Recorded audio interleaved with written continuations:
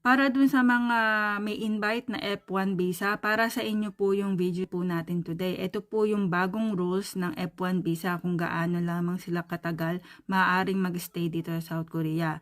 Before we start, i-explain ko muna po sa inyo kung ano ba yung F1 visa. Usually, kapag ang asawa mo is Korean tapos ikaw ay foreigner, yung Korean husband mo, maaari po silang mag-invite ng family mo sa Pilipinas para mag-alaga ng anak ninyo dito sa South Korea. Yan po yung tinatawag nila na F1 visa. Ang isang F1 visa daw po, maximum 2 beses mo lamang maaaring i-invite ang isang F1 visa.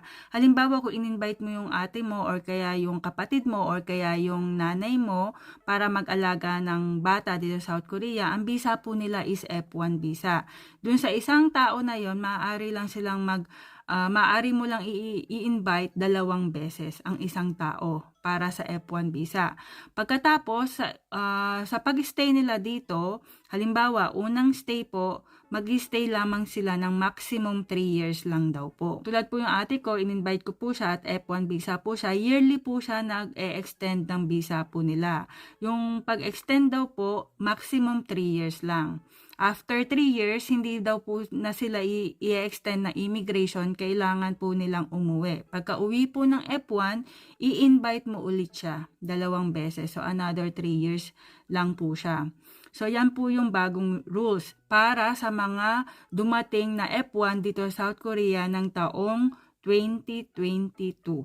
Siguro maraming magtatanong, bakit ganon? Dati, ang alam ko nga po, pwedeng mag-stay ang isang F1 visa hanggang mag 8 years old yung bata. Alam nyo po, dito sa South Korea, madalas pong magbago yung mga rules. Kaya po, kailangan pong updated po tayo kung ano yung mga binago na rules ng immigration. So, yan po yung bagong rules ng immigration para sa F1 visa na dumating dito sa South Korea after 2022. Sa mga nais mag-inquire, maaari po kayong tumawag sa 1345, i-dial nyo po yung 18 asterisk para sa Tagalog.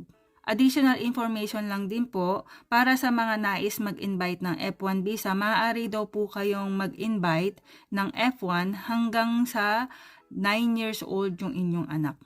So, ibig sabihin, kung lagpas na 9 years old yung anak ninyo, hindi na po kayo maaaring mag-invite ng F1 visa. Kasi yung F1 visa, para lamang yan sa mga mag-aalaga ng bata na anak ng Koreano. Sana nakatulong po sa inyo yung information today.